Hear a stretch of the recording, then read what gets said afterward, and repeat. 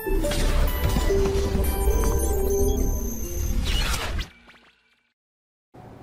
तो बच्चों, हमने लास्ट क्लास में ऊष्मागतिकी के पहले नियम के प्रयोग समझ रहे हैं, उसके कहाँ कहाँ यूज होते हैं। जैसे हमने सम आयतनिक प्रक्रम पढ़ लिया था, अब हम पढ़ेंगे सम दाबी प्रक्रम में ऊष्मागतिकी के नियम का प्रयोग। जो पहला नियम है, मैंने बताया था कि कई सारे प्रयोग करेंगे, जिसमें कई हमारे पास प्रक्रम होंगे, उन प्रक्रमों पर हम इसे अप्लाई करेंगे। जैसे सम आयतनिक प्रक्रम था, सम दाबी प्रक्रम था है, और अभी आगे आएगा सम रुद्धोष्म प्रक्रम आएगा। ऐसे ही फिर आगे हमारे पास सामान्य प्रक्रम भी आएगा। तो ये सब प्रक्रम, सम तापीय प्रक्रम आएगा। ये सब प्रक्रम में ऊष्मागतिकी के पहले नियम के किस तरीके से अप्लाई करना है वो सीखना है। और आप देखोगे कि जिस तरीके से हम इसे अप्लाई करेंगे उसी तरीके से इसके सारे न्यूमेरिकल सारे क्वेश्चंस आएंगे। तो क्वेश्चंस करने का तरीका भी लगभग ऐसे होगा। कुछ फॉर्मूले आएंगे, वो स्टैंडर्ड फॉर्मूले में याद रखने हैं, उनको मैं ड्राइव भी करेंगे, है ना। कार्य के हम बेसिकली कार्य कैसे निकालते हैं, आंतरिक ऊर्जा कैसे निकालते हैं, फिर ऊष्मा कैसे निकालते हैं, क्योंकि तीन ही चीज़ें हैं इस वाले पहले नियम में, ऊष्मा, कार्य और आंतरिक ऊर्जा।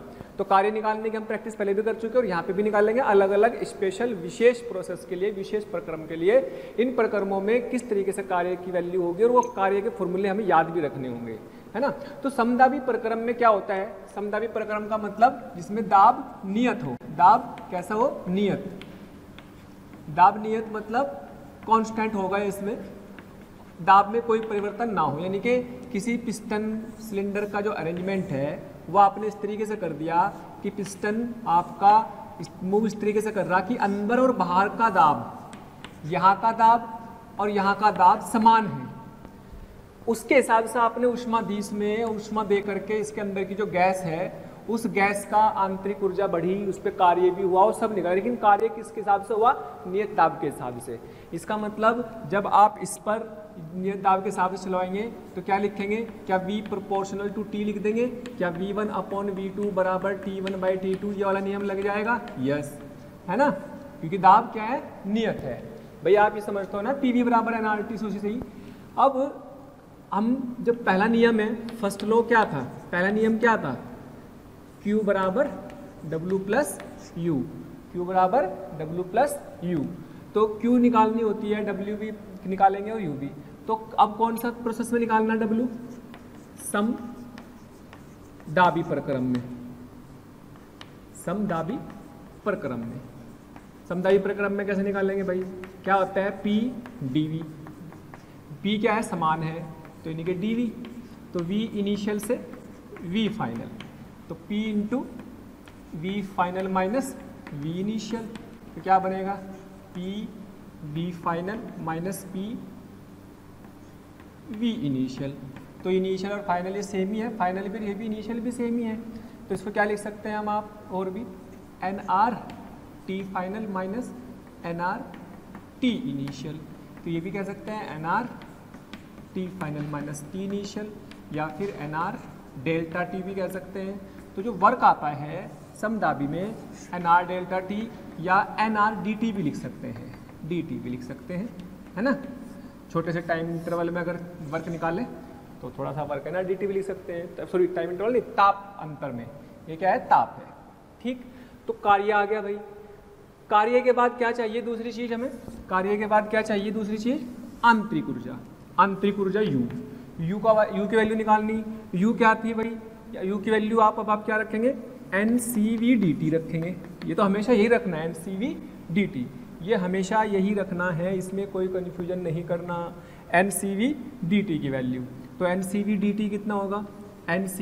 CV को हम पहले से जानते हैं कि 3R/2 dt, या डेल्टा T लिख सकते हैं। तो दिस इज चेंज, तो du लिख देंगे। तो क्या आ गया? 3NR/2 dt, ये आ गया। तो अब अपने पास Q की वैल्यू आ गई है W प्लस U, है ना।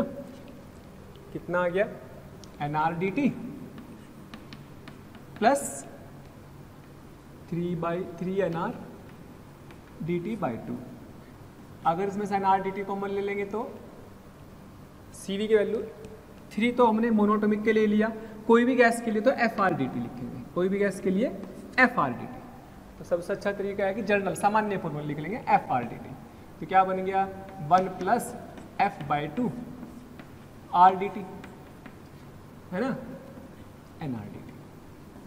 तो ऊष्मा ऐसे निकल जाएगी, इसमें इस तरीके से निकाल सकते हैं ऊष्मा को, है ना। अलग अलग गैस की डिग्री ऑफ फ्रीडम जो होगी, स्वतंत्रता कोटि अलग अलग दी रहेगी, वो आप निकाल सकते हो। NRDT को भी क्या लिख सकते हैं लोग, ये भी लिख सकते हैं N/F/2, और N की जगह क्या लिख लेंगे भाई, N की जगह NRDT की जगह P और PV final minus PV initial, चाहिए लिख लो।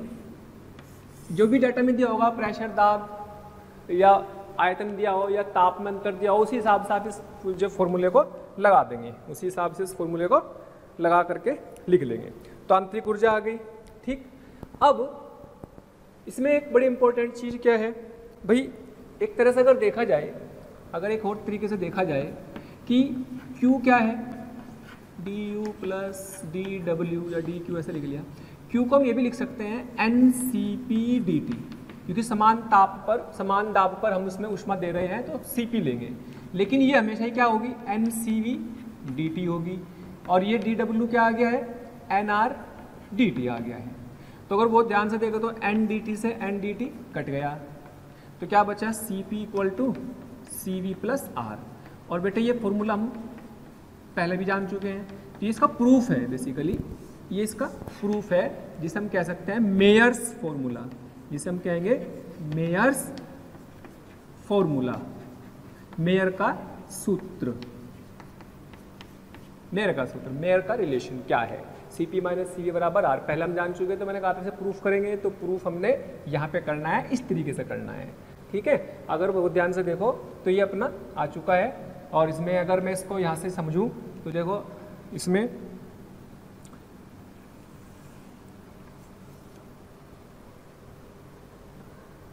Cp = Cv + R आया, Cv को लिख देंगे FR/2 + R, इसमें से F/2 + 1, R कॉमन ले लिया, तो 1 + F/2 R।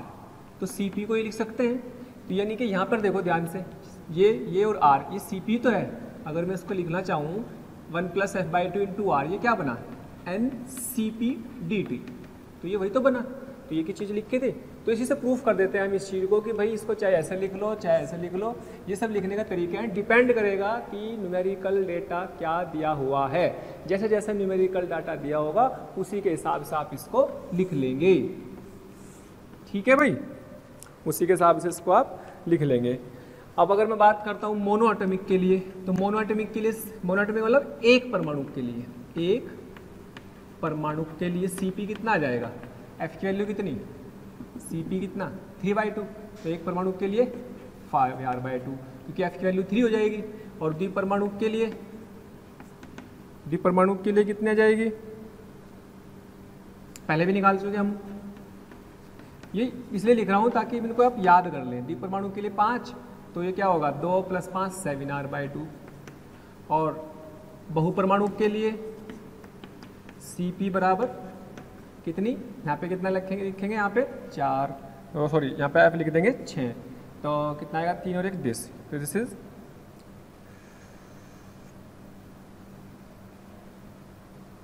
6 आ जाएगा, तो 6 2 3 और 1 4, यानी कि 4R/4R। ये पहले भी गए थे, लेकिन ये याद होने इसलिए जरूरी है क्योंकि हमें गैस की परमाणुकता देगा कि गैस द्विपरमाणुक है, एक परमाणुक है, त्रिपरमाणुक है या बहुपरमाणुक है, उसी हिसाब से हम इसको लिख लेंगे। सामान्य तो हम इन्हीं को यूज करते हैं, लेकिन कुछ अलग अलग मैंने बताया था कि डिग्री ऑफ फ्रीडम की जो सामान्य वैल्यू है वो ली मैंने, लेकिन डिग्री ऑफ फ्रीडम की वैल्यू जो होती है वो ताप पर भी निर्भर करती है, उसके कंपनों पर भी निर्भर करती है, तो वो एक स्पेशल केस हो जाएंगे जब आपको दिए होंगे तो इसको यूज करना होगा। अदरवाइज क्या करना है, आपको सिर्फ स्टैंडर्ड जो रिजल्ट हैं उनके हिसाब से उसको निकालना है ना। तो अब जैसे हमने ये जो फॉर्मूला पढ़ा,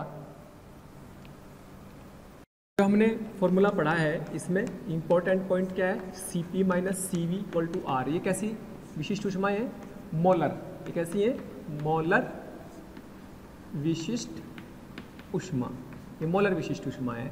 है ना, यानी कि 1 मोल का ताप 1 डिग्री सेल्सियस बढ़ाने के लिए आवश्यक ऊष्माओं का अंतर है। ये कौन, ये नियत दाब पर, ये नियत ताप पर। मैं अगर बोलूं कि ग्राम विशिष्ट ऊष्मा, ग्राम विशिष्ट ऊष्मा S है, तो ग्राम विशिष्ट ऊष्मा क्या है? S, SP एंड SV है।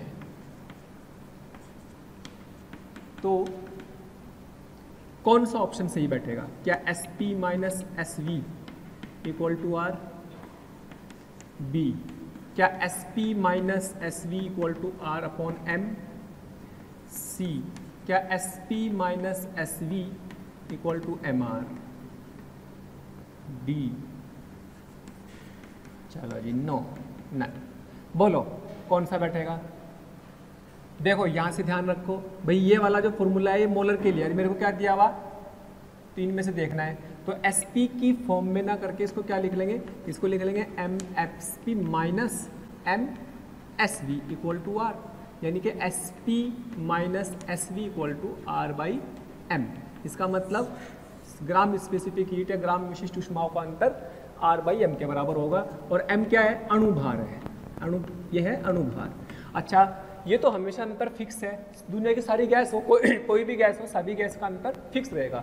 लेकिन इनका अंतर फिक्स नहीं है, ये अलग अलग गैस के लिए अलग अलग गैस का अणुभार अलग अलग होता है ना, अलग अलग गैस का अणुभार अलग अलग होता है। तो ये हमेशा हमेशा नियत रहेगा, लेकिन ये वाला नियत नहीं रहेगा, है ना। अच्छा, एक बार क्या हुआ, आपको इस बात पे ध्यान देना है, ग्राम विशिष्ट ऊष्मा है या मोलर। एक बार क्वेश्चन में लिख दिया कि Cp एंड Cv ग्राम विशिष्ट ऊष्मा है, तो ऑप्शन दे दिया ये Cp minus CV equal to R, Cp minus CV equal to R by M।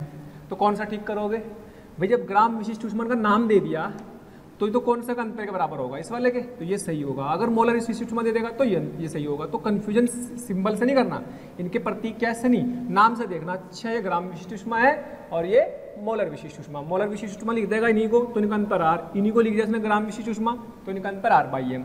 तो इस चीज़ का ध्यान रखना है कि अगर उसने ऐसे दे दिया तो कन्फ्यूजन नहीं करना, नाम का विशेष ध्यान रखना जरूरी है। ठीक,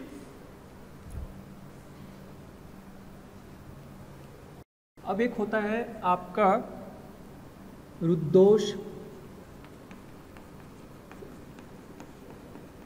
गुणांक, जिसे हम बोलते हैं गामा। इसे कभी कभी पॉइजन रेशियो बोलते हैं, पॉइजन अनुपात, इसे पॉइजन अनुपात ही बोल सकते हैं, है ना, या फिर विशिष्ट ऊष्मा अनुपात, या फिर विशिष्ट ऊष्मा अनुपात। ठीक है, गामा से डिनोट करते हैं। तो नाम से पता लग रहा विशिष्ट ऊष्मा अनुपात, तो विशिष्ट ऊष्मा अनुपात के नाम से क्लियर हो रहा, तो क्या लिखेंगे भाई? विशिष्ट ऊष्मा अनुपात में तो कोई दिक्कत है ही नहीं, ये लो गामा बराबर Cp अपॉन Cv को कहते हैं विशिष्ट ऊष्मा अनुपात, या फिर क्या रुद्धोष्म गुणांक या पॉइजन अनुपात भी कह सकते हैं। ठीक है, तो इसकी वैल्यू निकालने में कोई दिक्कत नहीं, अभी हमने पढ़ी 1 plus F/2 into R upon CV, CV कितना? F/2 R, तो क्या होगा? R से तो R कट गया, तो 1 प्लस यहाँ पे बात करेंगे तो कितना आएगा? 1 upon F/2 plus F/2 upon F/2 cut जाएगा, तो कितना आएगा? 1 plus 2 upon F, 1 plus 2 upon F। ठीक है, और ध्यान से देखो तो 1 प्लस 2 अपॉन F में F is always greater than 1।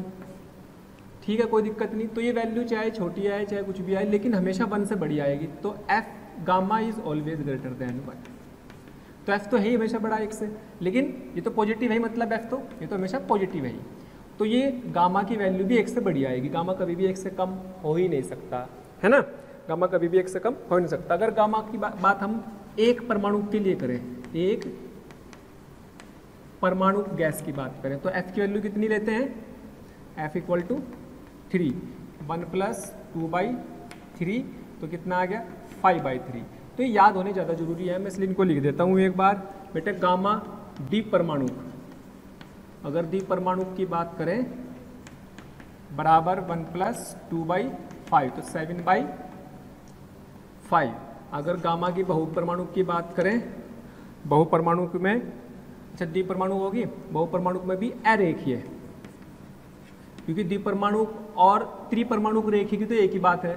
त्रिपरमाणु रेखीय के लिए भी यही होगी और द्विपरमाणु के लिए भी। लेकिन अगर बहुपरमाणु की बात करें तो कितना आएगा 1 + 2/6। डिग्री ऑफ फ्रीडम कितने आ गई 2/6, यानी कि 4/3 आ गई, है ना। तो ये आ गए। अच्छा अगर मान लो मैं बोलूँ कि भाई मेरे को तो जो है कंपन भी चाहिए, बहुपरमाणु है, बहुपरमाणु और कंपन भी हो रहे, तो F कितना था याद है? F कितना था?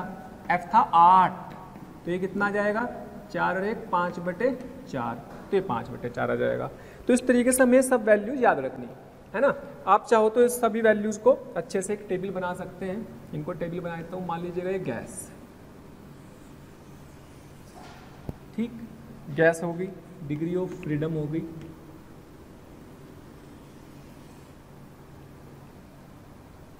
और ये CV हो गया,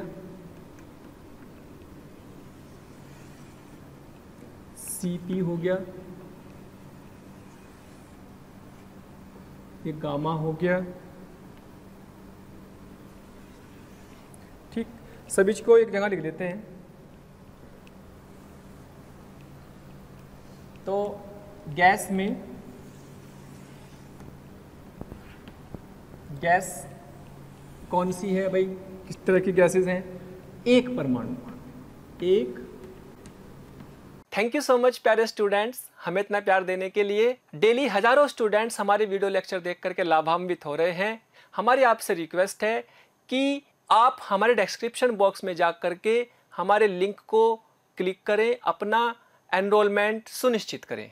जो स्टूडेंट्स डाउट सॉल्विंग और स्टडी मटेरियल के लिए भी इच्छुक हैं, वो हमारे प्रीमियम कोर्स के लिए अप्लाई करके ज्वाइन कर सकते हैं। परमाणु गैस, फिर द्विपरमाणु है और दूसरी कौन सी है? त्रिपरमाणु। त्रिपरमाणु लेकिन अगर रेखीय है, ठीक।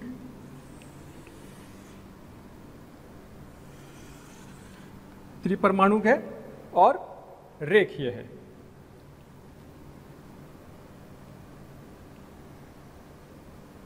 फिर यहां बहुपरमाणु,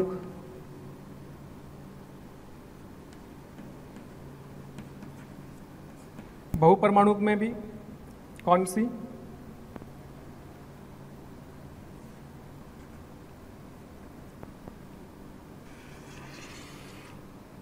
बहुपरमाणु गैस में अगर वाइब्रेशन भी है,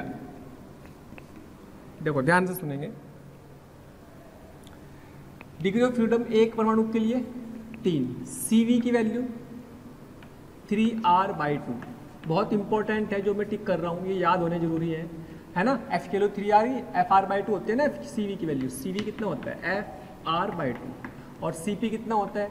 CP होता है 1 + F/2 × R, या CP + CV कर दो, CV + R कर दो, CP = एक ही बात है, तो इसमें R जोड़ दो तो कितना आ गया 5R/2। गामा के लिए यहाँ रखो, यहाँ पे रख दो वैल्यू। गामा क्या था? CP/CV या फिर 1 + 2/F। तो गामा कितना आएगा? इसके लिए दोनों को डिवाइड ही करना बस, CP/CV, तो 5/3 या F के लिए रख दो, एक ही बात है। द्विपरमाणु गैस अगर है तो द्विपरमाणु गैस में डिग्री ऑफ फ्रीडम कितनी होगी? 5। डिग्री ऑफ फ्रीडम 5 हो जाएगी, और ये कितने आ जाएगी? ये वाली F की 5 हो जाएगी, तो 5R/2, तो ये 7R/2 हो जाएगी, और इन दोनों को डिवाइड करेंगे तो 7/5 आ जाएगा, ठीक। अच्छा अब त्रिपरमाणु रेखीय, त्रिपरमाणु रेखीय ही है, ये चाहे कोई सी भी हो, दोनों एक ही जैसी होती है। लेकिन अगर इसमें मैंने कंपन भी जोड़ दिए, अगर मैंने इसमें कंपन की डिग्री भी ले ली, ताप उच्च भी ले लिया, कंपन का मतलब वाइब्रेशन ले लिया, तो ये 5 की जगह कितनी हो जाएगी भाई? ये 5 की जगह हो जाएगी 7। कब? जब हमने वाइब्रेशन V4 वाइब्रेशन कंसिडर किया, कंपन कंसिडर कर लिया, मतलब हाई ताप, उच्च ताप, उच्च ताप पर, ठीक है।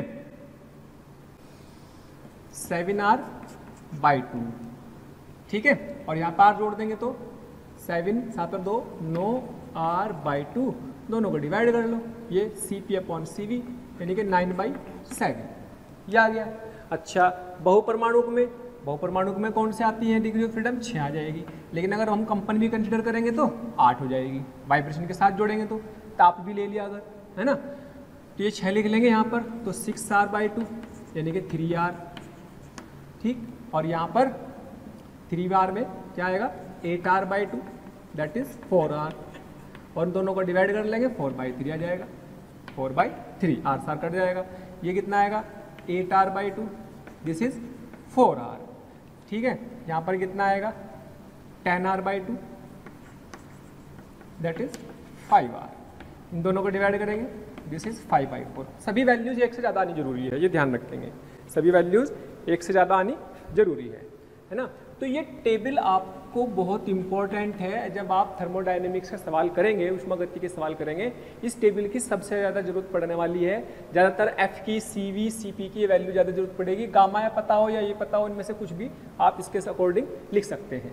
तो ये टेबल बहुत इंपॉर्टेंट है। वैसे मैंने बताया था कि सबसे ज़्यादा जरूरी तो आपके पास ये इंपॉर्टेंट है, ये नहीं, ये वाला ज़्यादा इंपॉर्टेंट है, जिनमें डबल टिक लगा रखे, ठीक है। इनकी सबसे ज़्यादा जरूरत पड़ती है, इनकी सबसे ज़्यादा जरूरत पड़ेगी, तो इतने तो याद होने ही चाहिए, है ना। तो ये टेबल बहुत इंपॉर्टेंट रहेगी। अच्छा, सवाल भी करेंगे, खूब सवाल करेंगे, प्रैक्टिस करेंगे, लेकिन पहले हमें सारे के सारे कंसेप्ट एक जगह लिख लेने हैं जो हमारे यूज होते हैं। पहले इसकी थ्योरी निपटा लेते हैं, थ्योरी निपटा के फिर हम इसके सवालों पर भी आएंगे। अब इसमें देखो बहुत ध्यान से, गामा की वैल्यू और डिग्री ऑफ फ्रीडम, अगर डिग्री ऑफ फ्रीडम को आप बढ़ाओगे तो गामा की वैल्यू क्या होगी? गामा की वैल्यू घटेगी। क्यों? क्योंकि ये क्या है? 1 + 2/f, ये बढ़ेगा तो ये घटेगा, CV बढ़ेगा, CP बढ़ेगा, ठीक है। और गामा की जो मैक्सिमम वैल्यू है वो कब होगी? कौन सी गैस के लिए होगी? जिसके लिए सबसे कम होगा, यानी कि गामा की मैक्सिमम वैल्यू किसके लिए है? एक परमाणु के लिए, एक परमाणु के लिए अधिकतम मान जो उसका है वो एक परमाणु के लिए है ना। अब CP एंड CV को गामा के पदों में लिखो। CP और CV को गामा के पदों में भी याद रखना होता है भाई। हमें पता है CP/CV बराबर गामा है, यानी कि CP = गामा CV, ये तो पता ही। और ये भी पता है CP - CV = R है, CP - CV = R है।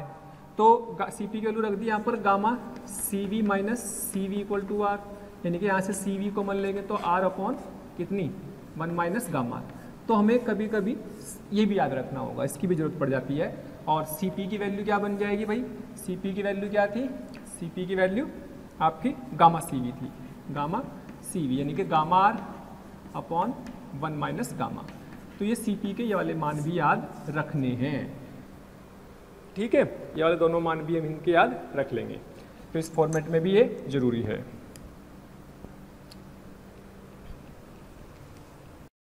अब जैसे मैं एक छोटा सा पॉइंट पूछता हूँ कि CP - CV = R, यह हमेशा सभी गैसों के लिए नियत है, सही है गलत? यस, सही है, क्योंकि कभी बदलेगा ही नहीं R, तो सभी गैसों के लिए फिक्स है। CP + CV हमेशा सभी गैसों के लिए नियत है। सही है गलत? गलत है। समझे कैसे? Cp प्लस Cv, Cp कितना आता भाई अभी? Cp हमारे पास आता 1 प्लस F/2R और ये कितना आएगा? F/2R, यानी कि अलग अलग F के लिए इसकी वैल्यू कितनी आ गई? यहाँ से जोड़ लेंगे F/2R और F/2R, 2F/2R आ गया। तो 1 प्लस FR, यह आया 1 प्लस FR। और ये क्या होता है? F अलग अलग गैस के लिए अलग अलग होती है, अलग, ये गैस पर निर्भर करती है, गैस पर निर्भर करती है। एक परमाणु का है तो 3, 2 परमाणु का है तो 5, 3 परमाणु का है तो 6। तो इसका मतलब ये भी आंसर क्या होगा? ये निर्भर करेगा। तो ये हमेशा नियत नहीं होगा, अलग अलग गैस के लिए अलग अलग होगा, है ना। अच्छा, ऐसी Cp/Cv इक्वल टू क्या होता है? गामा। गामा तो खुद क्या होता है? 1 प्लस 2/F। तो ये भी क्या होगा? ये भी अलग अलग गैस पर, अलग अलग गैस पर निर्भर करता है। अगर बोलूँ कि Cp/Cv, तो Cp/Cv भी वही 1 plus F/2 into R into F/2R। तो ये भी अलग अलग गैस पर निर्भर करेगा, क्योंकि इसमें भी F आ गया। F अलग अलग गैस के लिए अलग अलग होता है। यही मात्र एक ऐसा है जो सभी गैसों के लिए नियत है। चाहे कोई भी गैस हो, 1 परमाणु, 2 परमाणु, 3 परमाणु, कोई फर्क नहीं पड़ेगा, सब गैसों के लिए फिक्स है। लेकिन बाकी अपने मल्टीप्लाई, डिवाइड, एडिशन सब अलग अलग गैसों के लिए अलग अलग, केवल अंतर फिक्स है। इसलिए इंपॉर्टेंट है हमारे लिए ये रिलेशन, है ना। यहीं पर हमारे कुछ फॉर्मूले और भी हैं। तो मिक्सचर फॉर्मूले बोलते हैं MFCP,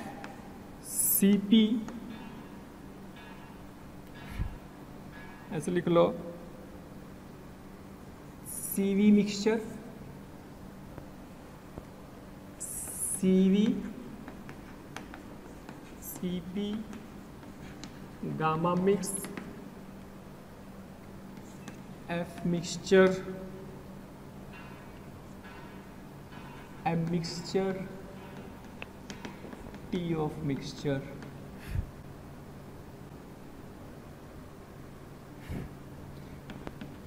मिश्रण के लिए, मिश्रण के लिए मान लो आपने कुछ गैसेज ली एक बर्तन में, मान लीजिएगा एक बर्तन लिया, ठीक, क्लोज है, बिल्कुल बंद है।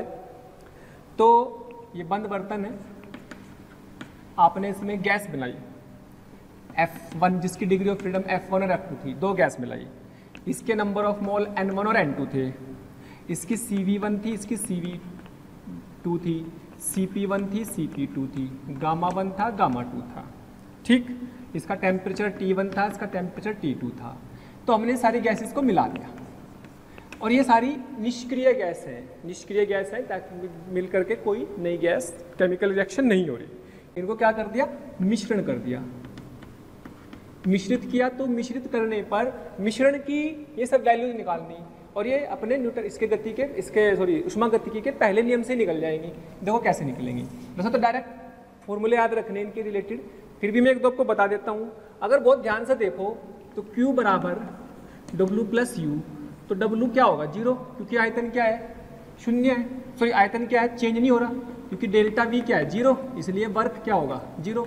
आयतन में कोई भी चेंज नहीं हो रहा है, आयतन में कोई भी चेंज। 2 गैसें मिला दी, 2 मिला दो, 3 मिला दो, ठीक है।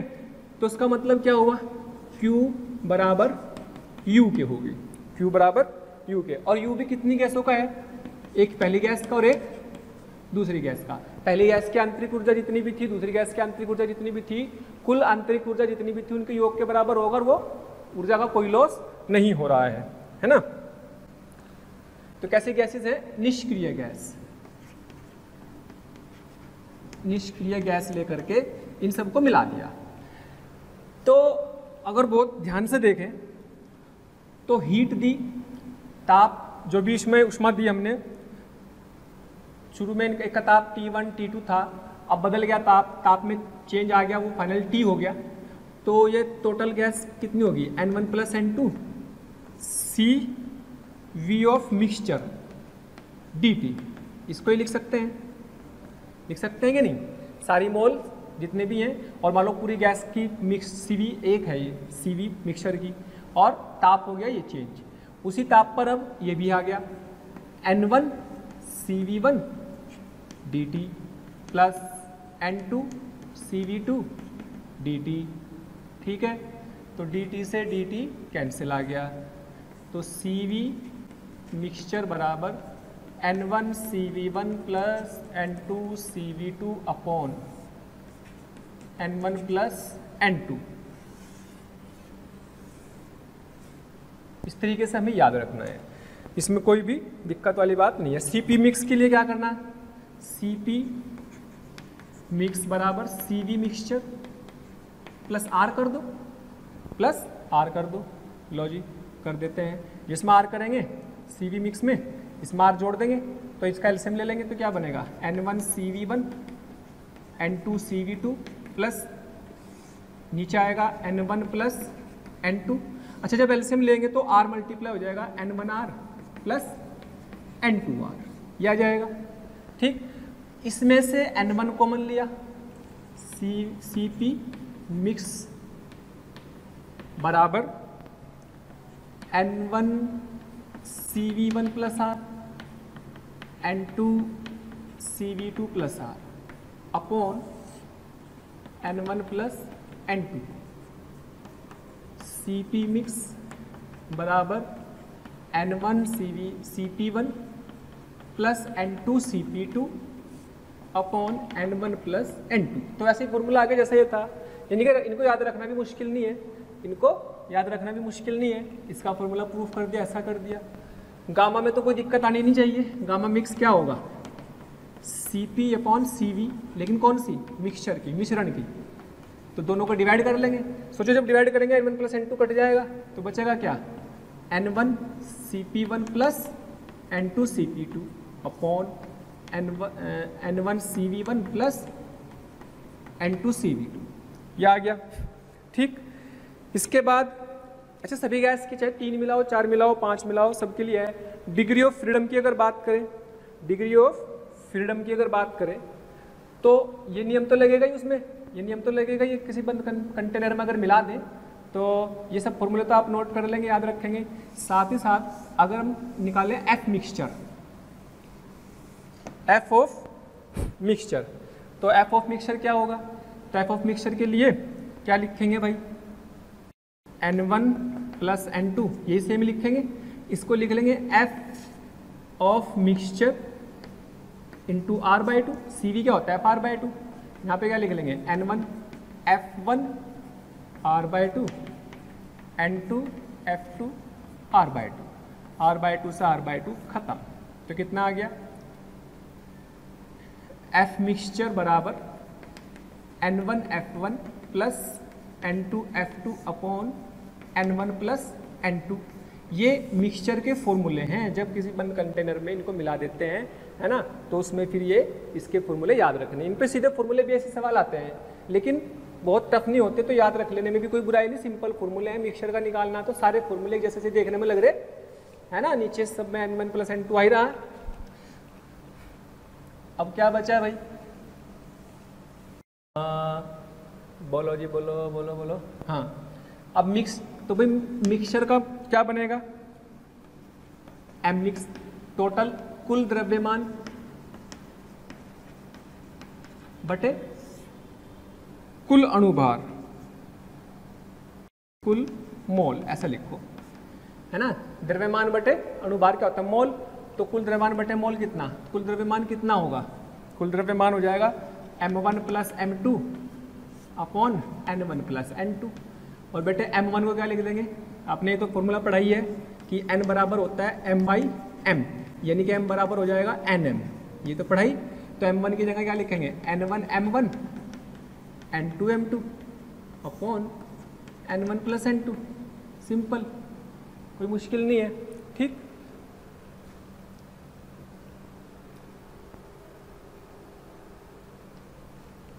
हो गया, इसे नोट कर लेंगे अच्छे से।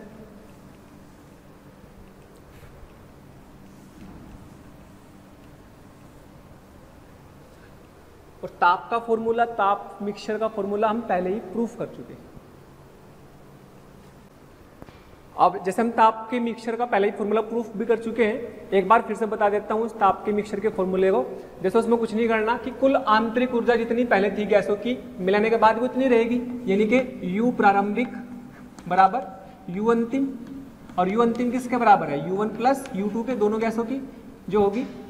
U प्रारंभिक तो थी दोनों की, इनको कर लो आप ऐसे, U प्रारंभ अंतिम बराबर U प्रारंभिक, और प्रारंभिक कितनी थी U1 प्लस U2, तो अंतिम कुछ ताप हो जाएगा T, मान लो ताप हो गया मिक्सचर का, ठीक है। तो क्या लिखेंगे,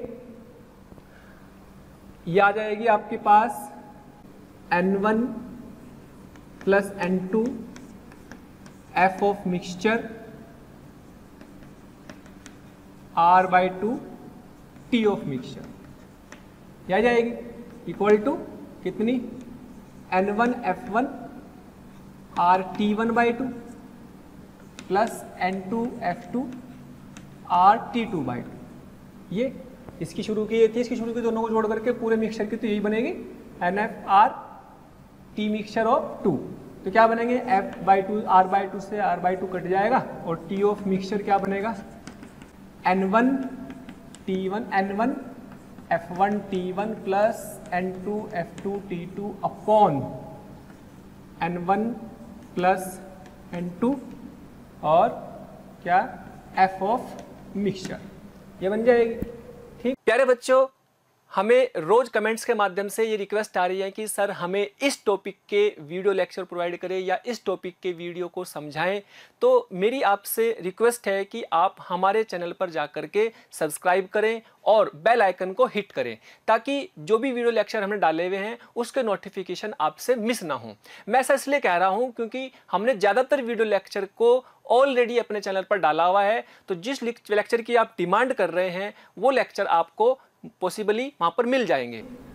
और ज़्यादा से जिसमें F मिक्सचर की वैल्यू लिखना चाहो तो लिख लो, N1 F1 T1 plus N2 F2 T2 upon N1 plus N2, और उसको लिख लेंगे कितना, N1 F1 plus N2 F2 upon N1 plus N2, ये उड़ जाएगा इससे, यानी कि बन गया N1 F1 T1 plus N2 F2 T2 upon N1 F1 plus N2 F2, यह आ गया। कई बार ये सवाल पूछा गया है, अगर डिग्री ऑफ फ्रीडम सेम हो, अगर बोलूं कि यदि दोनों गैसें कैसी हो, समान हो, समान परमाणु को, दोनों गैसें बहुपरमाणु को, द्विपरमाणु को, यानी कि F1 बराबर F2 बराबर F हो जाएगा, तब क्या बन जाएगा, ताप मिक्सचर का ताप कितना बन जाएगा, मिक्सचर F रख देंगे, F कॉमन ले लेंगे तो बन जाएगा N1 T1 plus N2 T2 upon N1 plus N2 F common छम छम, ले लो मिक्सचर का ताप ये भी बन जाएगा N1 T1 plus N2 T2 upon N1 plus N2। लेकिन ये तब लगाना जब समान गैस हो, मतलब डिग्री ऑफ फ्रीडम समान हो, यानी कि एक परमाणु को या दो परमाणु को या फिर समान परमाणु को, तो आप इसको ही लगा सकते हैं। तो ये हमने सारे इसके पहले नियम से करा और समदाबी प्रक्रम में कर लिया हमने इसको, लेकिन हमने इस चीज़ को ध्यान रखना है कि भाई इन सब फॉर्मूलों को जब भी करना है, जब मिश्रण का बारे में पूछा जाए, मिश्रण का ताप, मिश्रण की डिग्री ऑफ फ्रीडम, तब लगाना है। अब बात करते हैं, इसमें अगला प्रक्रम यूज करते हैं समतापी प्रक्रम। समतापी प्रक्रम,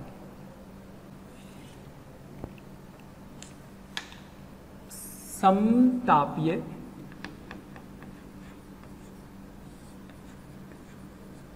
प्रक्रम, आइसोथर्मल बोलेंगे। इससे पहला कौन सा था, आइसोबारिक, आइसोथर्मल प्रोसेस है, आइसोथर्मल प्रोसेस। इससे पहला कौन सा था, आइसोबारिक था। आइसोबारिक मतलब समदाबिक प्रक्रम। तो इसमें क्या चीज होगी नियत? समतापीय तो ताप नियत रहेगा। ताप नियत रहेगा तो बॉयल्स का नियम फॉलो होगा, P प्रोपोर्शनल टू V, या ये कह सकते हैं कि PV equal to constant, PV equal to constant. ये P और ये V। ये ग्राफ हम पहले जान चुके हैं कि जब बॉयल्स का नियम होता था तो एक नियत ताप पर है और उसके मोल फिक्स हैं अगर, तो ये इस नियम को फॉलो करती है।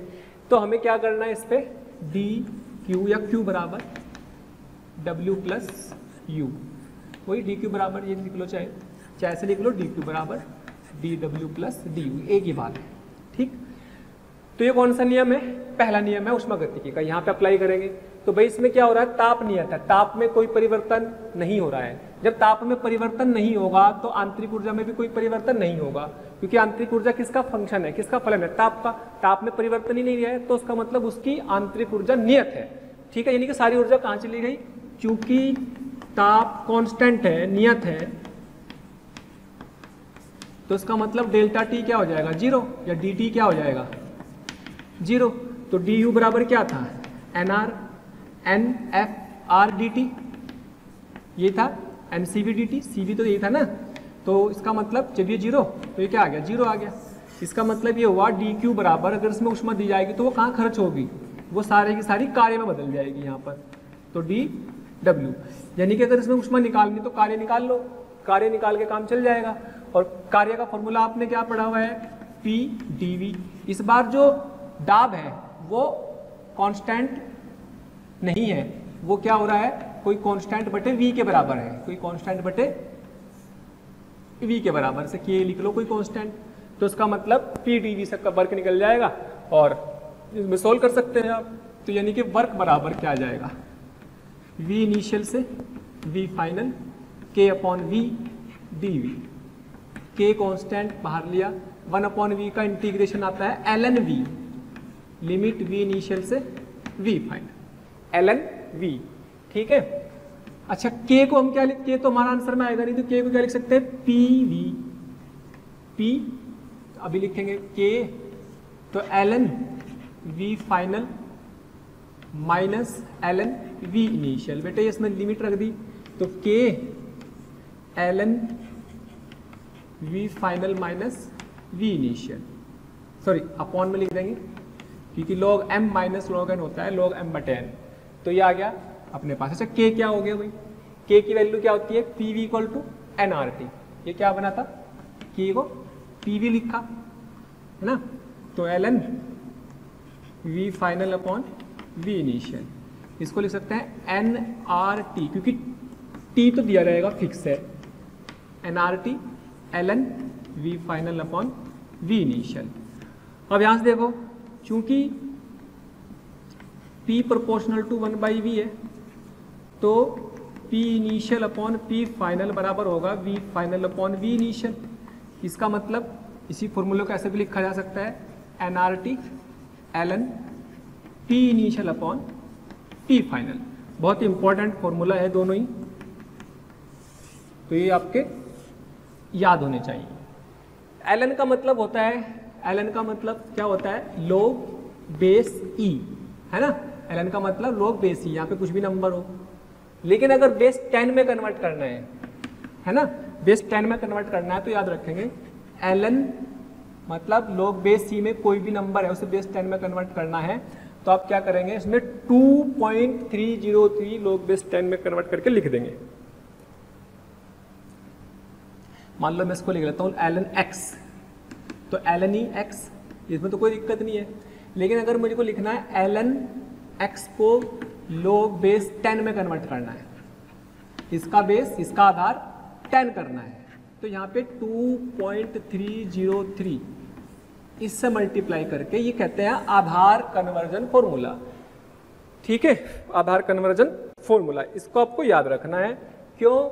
क्योंकि हमें ज़्यादातर आधार 10 की वैल्यू पता होती है, आधार 10 पे पूरी की पूरी टेबल हमें याद होती है, लघुगणक की लघुगणक की सारी वैल्यू आधार 10 पर दी रहती है, तो वो इस तरीके से कन्वर्ट कर सकते हैं। इसका मतलब मैं इस फॉर्मूलों को और क्या लिख सकता हूँ, लिख सकते हैं 2.303 nRT ln V final upon V initial, और ये वाले को क्या लिख सकते हैं 2.303 ln की जगह क्या लिखेंगे log base 10 nRT log base 10 P initial upon P final.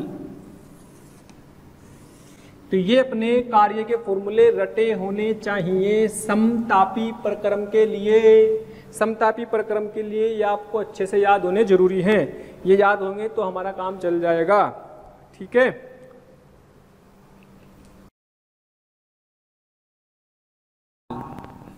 ढलान जिसे बोल सकते हैं या फिर ढाल या स्लोप बोलते हैं। स्लोप ग्राफ किसके बीच में है भाई, P और V के बीच में है, तो किसी भी पॉइंट पर स्लोप का मतलब उसके टेंजेंट का एक्स एक्सिस से एंगल, ये तो होता है स्लोप का मतलब। तो स्लोप का मतलब ये होता था dP/dV, इसका मतलब स्लोप होता है, ये तो होता है। ठीक, तो ये कितना होता है ये निकाल लेते हैं। P बराबर क्या है K/V, इसको डिफ्रेंशिएट करा dP/dV, इसका भी डिफ्रेंशिएशन कर लिया 1/V का होता है -K/1/V²। भाई x की पावर -1 का डिफ्रेंशिएशन समझ लो, v की पावर क्या हो जाएगी k इंटू वी की पावर -1 है ना, तो x की पावर -1 का क्या होगा -1, x की पावर -1, तो -K/x², इसका डिफ्रेंशिएशन ये होता है, तो ऐसे ही इसका डिफ्रेंशिएशन -1/V² हो जाएगा। तो ये dP/dV, यही तो मुझे चाहिए स्लोप, ढाल, इसी को तो बोलते हैं, है ना। तो k का मतलब क्या था PV -/V², V से भी कटा तो -KP/V। तो इस ढलान की हमें जरूरत पड़ेगी आगे, इसलिए इसको याद रखेंगे। अभी तो जो PV स्लोप होता है वो होता है P/V माइनस का, नेगेटिव स्लोप होता है अगर इस तरीके से ले रहे हैं। ठीक है, चलिए नेक्स्ट प्रक्रम हमारे पास है रुद्धोष प्रक्रम। अभी तक हमने समायतनिक, समदाबी, समतापी प्रक्रम को पढ़ लिया है, जिसमें हमने कार्य की गणना कर ली है। अब हम इसमें कार्य की गणना करेंगे कि इस प्रक्रम में कार्य कैसे निकाला जाएगा समदाबी, जिसे हम एडियाबैटिक प्रोसेस बोलते हैं। ये होता क्या है, जनरली आपने प्रैक्टिकली आप देखोगे साउंड वेव जब चलती है तो साउंड वेव में भी रुद्धोष प्रक्रम का ही इस्तेमाल होता है, यानी कि रुद्धोष प्रक्रम के कारण ही ध्वनि तरंगे चल पाती है, उनका संचरण होता है। ध्वनि की जो चाल होती है वो रुद्धोष प्रक्रम के कारण ही हम निकाल पाते हैं। यानी कि ध्वनि चलने का जो उसमें ध्वनि चलती है तो वो जो हवा दबती है और एक्सपेंड होती है, तो उसके दबने और एक्सपेंड होने में ऊष्मा का स्थानांतरण नहीं होता। जब ऊष्मा का स्थानांतरण नहीं होता तो हम कहते हैं कि वो एक प्रक्रम कैसा प्रक्रम है, रुद्धोष प्रक्रम है। यानी कि अगर कहीं पे कोई गैस है और अगर उस सिस्टम से ऊष्मा का स्थानांतरण अंदर से बाहर या बाहर से अंदर नहीं हो रहा है, अंदर से बाहर या बाहर से अंदर नहीं हो रहा है, यहाँ पे कोई गैस है, तो हम कहते हैं कि यहाँ पर ये रुद्धोष प्रक्रम है। और अगर रुद्धोष प्रक्रम है तो डेल्टा क्यू हीट ट्रांसफर शून्य है, ऊष्मा का स्थानांतरण शून्य है, यानी कि जिसमें ऊष्मा स्थानांतरण 0 हो, that is delta Q equal to 0, तो हम बोलते हैं कि इसका मतलब वो कैसा प्रक्रम है, रुद्धोष प्रक्रम है। यानी कि सारा कार्य कहाँ खर्च हो रहा है, आंतरिक ऊर्जा में। कैसे भाई, डेल्टा क्यू बराबर delta W plus delta U, इसको 0 कर दिया तो delta W plus delta U, यानी कि डेल्टा डब्ल्यू बराबर आ गया माइनस के डेल्टा यू, या डी डब्ल्यू बराबर माइनस के डी यू, यानी कि आंतरिक ऊर्जा में परिवर्तन निकाल लो तो हमारा काम हो जाएगा। तो बेसिक प्रैक्टिकल एग्जांपल कौन सा हुआ, ध्वनि तरंगों का भी हो गया। और ऐसे जैसे कोई टायर ट्यूब फटता है, कोई ट्यूब फट जाती है, तो ट्यूब फट जाने से अचानक देखते हो कि वहाँ पे ठंडा हो जाता है अचानक, तो ऊष्मा का स्थानांतरण का पता ही नहीं लग पाता है ना। तो जब ऊष्मा का स्थानांतरण हो ही नहीं रहा एक तरह से, तो उस समय हम बोलते हैं अचानक होने वाले प्रक्रम, जो अचानक हो जाते हैं, बहुत तेजी से होते हैं, बहुत तेजी से अचानक होने वाले प्रक्रम में बहुत तेजी से सिलेंडर को, इसको पिस्टन को दबा दूं तो अचानक, लेकिन ऊष्मा का स्थानांतरण हो ही नहीं पाया, तो अचानक दबा देने से इसके ताप दाब और आयतन में परिवर्तन हो जाएगा। अचानक होने वाले परिवर्तन को हम बोलेंगे रुद्धोष परिवर्तन। इसमें ध्यान रखेंगे PVT कोई भी नियत नहीं रहता, कोई भी नियत नहीं रहता, कोई भी नियत नहीं रहता इसमें। और ध्यान रखें कि हम ये वाला रूल प्रूफ करने वाले PV की power gamma equal to constant. ये हमें प्रूफ करना है बेसिकली। पीवी की पावर गामा अगर इक्वेशन आ गई तो उसका मतलब रुद्धोष्म प्रक्रम की इक्वेशन है। और गामा से हम ऑलरेडी फैमिलियर है बेटे। गामा क्या था, क्या गामा की वैल्यू 1 + 2/f थी, और क्या CP/CV की वैल्यू गामा थी, यस। और क्या CV की लिख सकते थे R/γ-1, और क्या CP को लिख सकते थे गामा R/γ-1, यस। इतनी चीज़ें हमें याद है, ये हम पहले से ही जान चुके होते हैं। अब हम बात करते हैं कि भाई हमें जो है वर्क निकालना है। मान लो किसी भी थोड़े से आयतन को हमने इसमें चेंज किया, मान लो इसका वर्क क्या लिखेंगे हम, P × dV, और n इसको क्या लिख देंगे NCV dt, है ना। और दोनों तरफ का इंटीग्रेशन करेंगे तो P को क्या लिख सकते हैं भाई, अगर हम बात करें P को, PV = nRT के हिसाब से, PV = nRT के हिसाब से, तो P बराबर nRT/V। ध्यान दे तो उसको लिख देंगे nRT/V dV = -n। CV की जगह ये लिख देंगे दिस इज R/γ-1 dt। दोनों तरफ का इंटीग्रेशन कर दो उठा करके, और बेटे n से n कट गया nr से, तो बचा क्या। अच्छा लेकिन t को उधर ले जाना पड़ेगा क्योंकि t के साथ कर रहे है ना। यहां से ये काट दो, यहां से दोबारा कर रहा,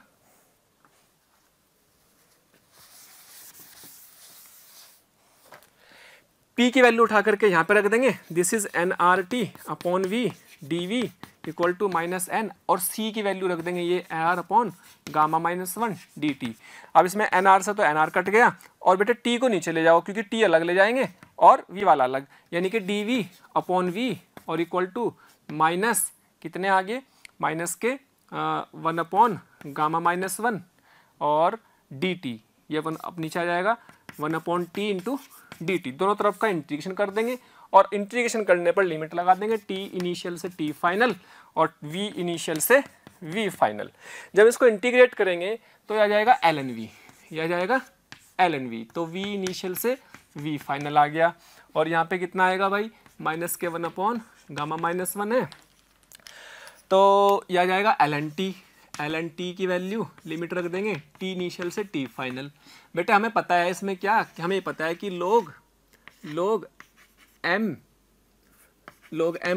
होता है log m - log n, ये होता है, ये हमने पढ़ा हुआ है। तो यहाँ पे जब v फाइनल लिखेंगे ln v final minus ln v initial. अच्छा ये माइनस बाहर ले लो, इसमें से कॉमन तो क्या हो जाएगा, 1 - गामा हो जाएगा, तो इसको लिख लो 1/1 - गामा, ठीक। तो ये बन गया अपने पास, या इसको लिखा हमने ln t final minus ln t initial, ठीक। यानी कि इसको लिख लेंगे ln v final upon v initial, और इसको इधर मल्टीप्लाई भी कर सकते हैं, चलो अभी करते हैं। और 1/1 - gamma ln t final upon t initial, okay. इसको इधर मल्टीप्लाई कर दो, ln v final upon v initial की पावर 1 या इधर ले आओ पहले 1 - गामा, और ln t final upon t initial, ये यहाँ पर आ जाएगी पावर। ये मैंने पढ़ा हुआ है ऐसा रूल कि ln m की पावर n होता है तो n log m होता है ना। ये रूल हमने पहले से पढ़े हुए, हमें याद रखने, यानी कि ये पावर यहाँ पहुँच सकती है। तो हम लिख सकते हैं ln v final upon v initial की power 1 - gamma ln t final upon t initial की पावर कुछ नहीं, ln से ln एंटी लॉग लेके हट जाएगा, तो v final upon v initial, v आ गया। तो हम लिख सकते हैं v final upon v initial की power 1 - gamma equal to t final upon t initial. अच्छा इसको ऐसे भी लिखा जा सकता है कि भाई अगर मैं इसको उधर ले जाऊँ, इसको उधर ले जाऊँ, यहाँ वाले को इस वाले को ऊपर ले जाऊँ, इसको उल्टा कर दें इसके नीचे ले जा करके, तो हम कह सकते हैं कि भाई यहाँ पर t final upon t initial, और उल्टा कर देंगे तो v initial upon v final, उल्टा हो गया, ठीक। यानी कि इसको नीचे लाएं तो v final upon v initial की पावर, क्या ये γ-1 लिखा जा सकता है, और इधर क्या बचेगा, एक कांस्टेंट बच गया, इसको ऐसे लिखा जा सकता है। अगर मैं इसको उल्टा कर दूं तो γ-1 हो जाएगा, इसके नीचे चला जाएगा, ऊपर जाकर इसकी पावर 1 γ-1 हो जाएगी। तो t final t initial v final v initial, तो मैं इसको ये भी लिख सकता हूँ कि भाई ये हो जाएगा मेरे पास t इंटू वी की power gamma minus 1 equal to constant, t equal to, ये आ गया इतना। अगर t को रिमूव करें यहाँ से तो t को लिख सकते हैं हम pv अपॉन nr, ये लिख सकते हैं, और v की power gamma minus 1 equal to constant, और ये nr भी कॉन्स्टेंट है, ये भी क्या है। अगर आपको हमारे वीडियो लेक्चर्स पसंद आ रहे हैं तो प्लीज़ लाइक और शेयर करना ना भूलें। इससे आपके साथी, आपके जो ज़रूरतमंद दोस्त और विद्यार्थी हैं उन तक भी ये वीडियो लेक्चर पहुंच जाएंगे ताकि वो भी इससे लाभान्वित हो सकें। और अभी मैं यही कहना चाहूँगा कि आपका इतना प्यार और इतना स्नेह देखकर हमारी मोशन की पूरी टीम बहुत मोटिवेटेड है, और आपके इस प्यार के कारण, इस मोटिवेशन से ही हम और अच्छे से अच्छे कंटेंट आपको प्रोवाइड करते रहेंगे। कांस्टेंट है और v की पावर 1, ये गामा माइनस 1, तो क्या बन गया v की power gamma minus 1 plus 1 equal to constant, ये सब कॉन्स्टेंट में चला जाएगा उधर, है ना। तो यहाँ क्या बचेगा pv की power gamma equal to constant. तो ये अपनी स्टैंडर्ड समीकरण है जो कि किसके लिए होती है, रुद्धोष्म प्रक्रम के लिए होती है, या फिर तो हम टीवी की पावर गामा माइनस 1 बोल सकते हैं या पीवी की पावर गामा बोल सकते हैं। ओके, चलो ये रुद्धोष्म प्रक्रम में कार्य निकाल लेते हैं। भाई अभी निकाला dw बराबर माइनस के dq आया, क्यों, क्योंकि dq कितना था, ऊष्मा में कोई चेंज 0 है। तो कार्य निकालना है, तो कार्य निकालने के लिए एक तो ये अपना आ गया। तो अगर कार्य निकालने का एक तरीका क्या है, पी डी वी, और p की वैल्यू क्या है इस बार, pv की पावर गामा इक्वल टू कोई कांस्टेंट, यानी कि p1 v1 या p final v final equal की power gamma equal to constant, या फिर p इनिशियल v इनिशियल की power gamma equal to constant, इसमें कोई दिक्कत नहीं है। अब p बराबर क्या लिख सकते हैं, k अपॉन v की पावर गामा, तो यहां लिख दो बस इसमें k अपॉन, क्योंकि वेरिएबल परिवर्तनशील फंक्शन है तो dv और v इनिशियल से v फाइनल, तो k बाहर, v की पावर माइनस गामा का इंटीग्रेशन करना है, तो क्या आएगा, v इनिशियल से v फाइनल, तो v की power minus gamma plus 1 upon minus gamma plus 1, ठीक है। लिमिट कहाँ से, v इनिशियल से v फाइनल। अच्छा, लिमिट रख दो जी k, और ये आया v की power v final minus gamma plus 1 minus v initial minus gamma plus 1 upon 1 minus gamma. हमें कार्य निकालना है, k की वैल्यू तो हमें पता है पहले से ये है, तो k को pv लिखा, pv की power gamma, v final minus gamma plus 1, v initial minus gamma plus 1 upon 1 minus gamma, ठीक। अंदर मल्टीप्लाई कर दिया, अंदर मल्टीप्लाई कर दें अगर, तो क्या क्या होगा, k की वैल्यू जब यहाँ मल्टीप्लाई करेंगे, आप एक तरह से यहाँ पे मल्टीप्लाई, सो k को ही लिख लो, चाहे तो k ही रहने दो, k को बाद में भी लिखते हैं, k v final minus gamma plus 1 और minus k into V initial minus gamma plus 1। अब k की वैल्यू डाल देंगे, अब डालना समझदारी, k की वैल्यू हम ये भी डाल सकते हैं, फाइनल के साथ डालेंगे p फाइनल v फाइनल और v final minus gamma plus 1, और p इनिशियल v इनिशियल की power minus gamma plus 1 upon 1 minus gamma. तो ये इसकी पावर 1 यहाँ है तो जुड़ जाएंगी, गामा, इसकी पावर गामा है, तो गामा गामा जुड़ जाएंगी, तो क्या बचेगा, p final v final minus p initial v initial बच जाएगा, गामा से माइनस गामा जुड़ जाएगा, कट जाएगा, प्लस एक पावर बचेगी, एक पावर यहाँ बच जाएगी, अपॉन में 1 माइनस गामा बोल सकते हैं।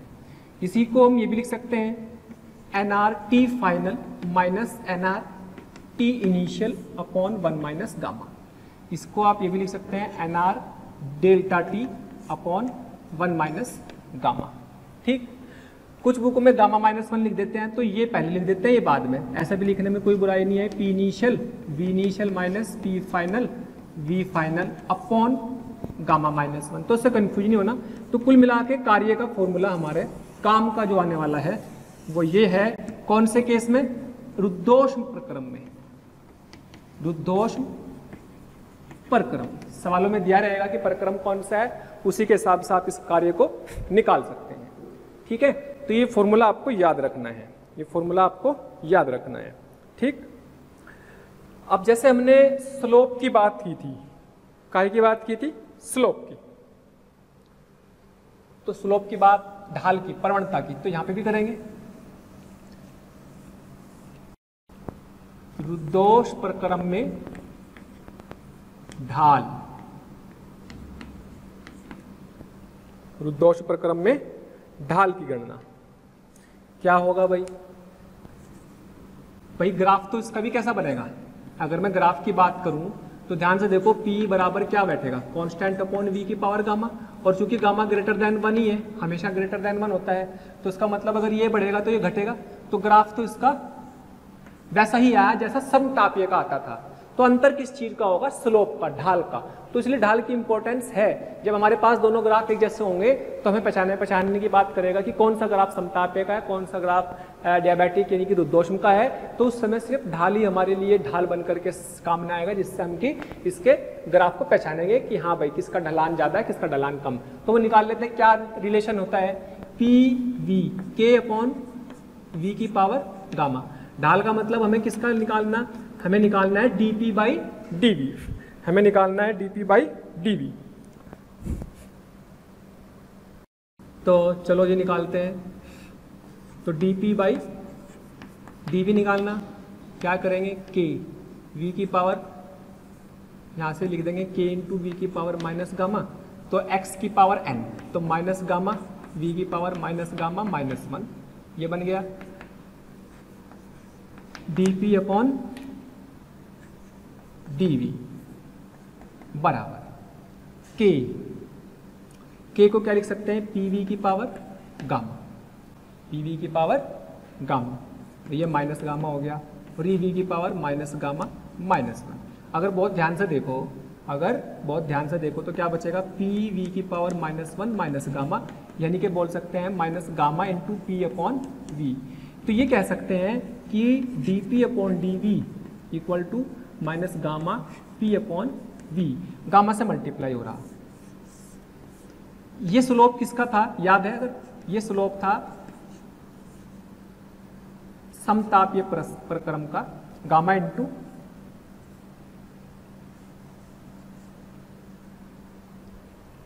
तो अगर हम बात करते थे dp बाई dv, कितना आया, minus gamma p by v।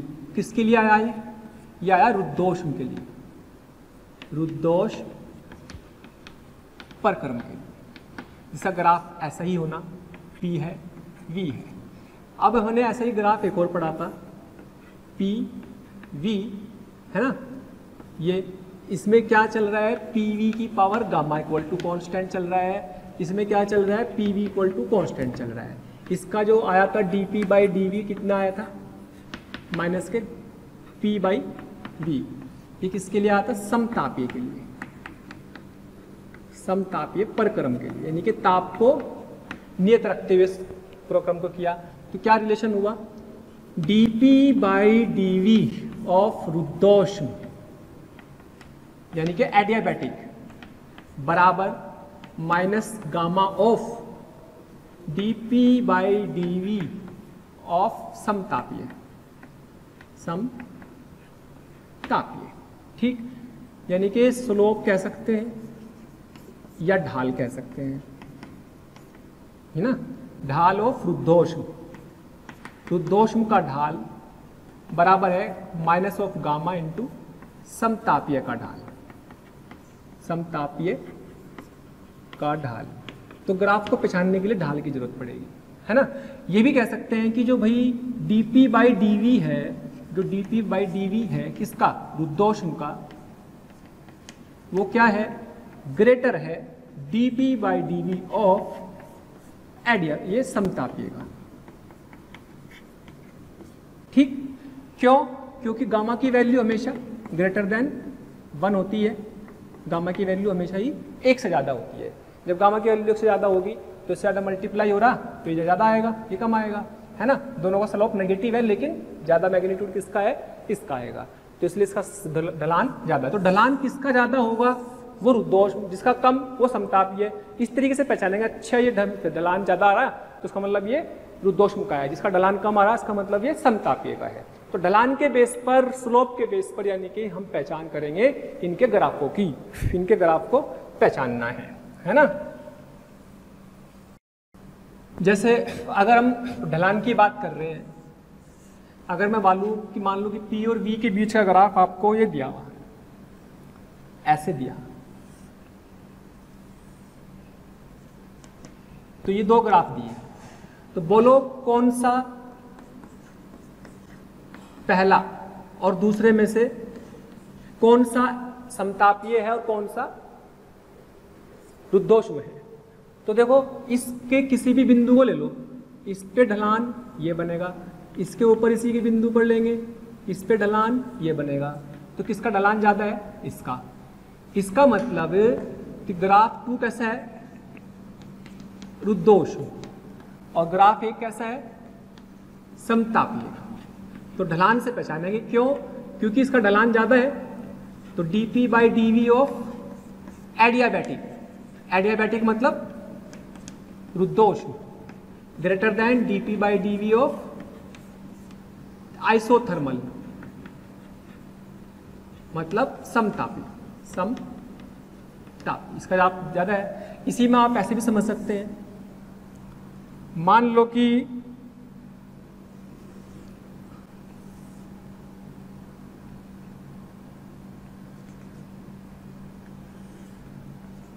ये P है, ये V है, ये ऐसे जा रहा है, ये ऐसे जा रहा है, तो बताओ ये ग्राफ 1 ये ग्राफ 2 कौन सा समतापी और कौन सा समदाबी। तो ध्यान से देखो फिर से, अगर मैं इसकी बात करूं तो इसका ग्राफ का स्लोप ये आया और इसके ग्राफ का स्लोप ये आया, तो ये एंगल ज़्यादा, ये एंगल कम, यानी कि इसका स्लोप ज़्यादा है। तो एक कौन सा है, रुद्धोष्म, ये रुद्धोष्म प्रक्रम है ना, और ये वाला समतापीय, आइसोथर्मल। इस तरीके से पहचान करनी होगी अगर, तो हमें ढलान का सहारा लेना पड़ेगा, है ना। तो इनमें कुछ बेसिक अंतर है जो आपको याद रखने हैं, यानी कि हम कह सकते हैं कि रुद्धोष्म तथा समतापीय प्रक्रम में अंतर। तो एक टेबल सी छोटी सी बना देते हैं जो अंतर की है, ध्यान से समझ लेंगे। तो पहला तो इधर कौन सा है, रुद्धोष्म, और इधर कौन सा है, समतापीय। तो बेसिक से छोटे छोटे से डिफरेंस है। पहली बात, क्या इसमें आंतरिक ऊर्जा में परिवर्तन शून्य है? नहीं, इसमें आंतरिक ऊर्जा में परिवर्तन होगा। क्यों? क्योंकि ताप में परिवर्तन होगा। क्यों? क्योंकि डेल्टा टी में चेंज 0 नहीं है, लेकिन इसमें क्या होगा, डेल्टा यू 0। क्यों? क्योंकि डेल्टा टी 0 होता है, ठीक है। इसमें डेल्टा क्यू 0 होता है और इसमें डेल्टा क्यू नॉट 0 होता है। Delta T 0 but delta Q not 0। ताप में तो अंतर 0 रहता है, लेकिन ऊष्मा में जो होगा वो हो भी सकती है और नहीं भी, ठीक है।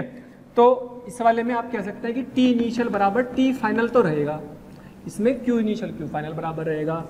तीसरा डिफरेंस, इसकी विशिष्ट ऊष्मा क्यू बराबर क्या होगा, Q upon N delta T. तो इसमें विशिष्ट ऊष्मा डेल्टा टी कितना है, कुछ आएगा, लेकिन क्यू 0 है तो ये 0 आएगी। इसमें सी बराबर Q upon N delta T, तो ये कितना आएगा, ये 0 हो जाएगा तो इन्फिनिटी आ जाएगी, ठीक। तो ये बेसिक डिफरेंस है जो आपको याद रखने हैं। और भी बात करते हैं, ये एक तीव्र प्रोसेस है, तीव्र प्रक्रम, अचानक बहुत तेजी से होता है। और ये वाला अपना स्लो धीमा प्रोसेस है, ये धीमा प्रक्रम है, ये धीमा प्रक्रम है। ये वाले का पीवी की power gamma equal to constant होता है और ये वाले का पीवी इक्वल टू कांस्टेंट होता है और ताप नियत T कांस्टेंट पर तब होता है। तो इसमें सब कुछ बदलते हैं, है ना। छठा में इसका जो स्लोप होता है dp by D minus gamma of p by v होता है। इसका क्या होता है भाई, dp by D slope that is minus के p बाई v होता है। सातवां, इसमें जो कार्य निकालते हैं वो p final v final minus p initial upon gamma one minus gamma या फिर nr t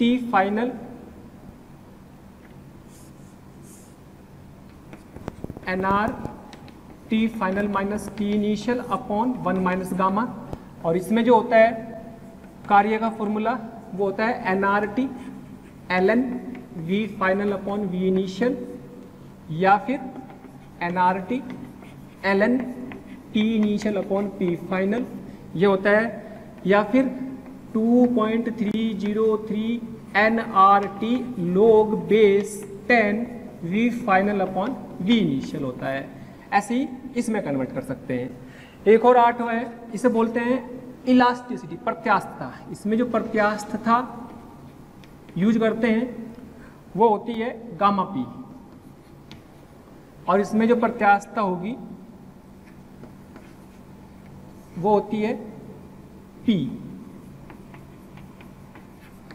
that is P.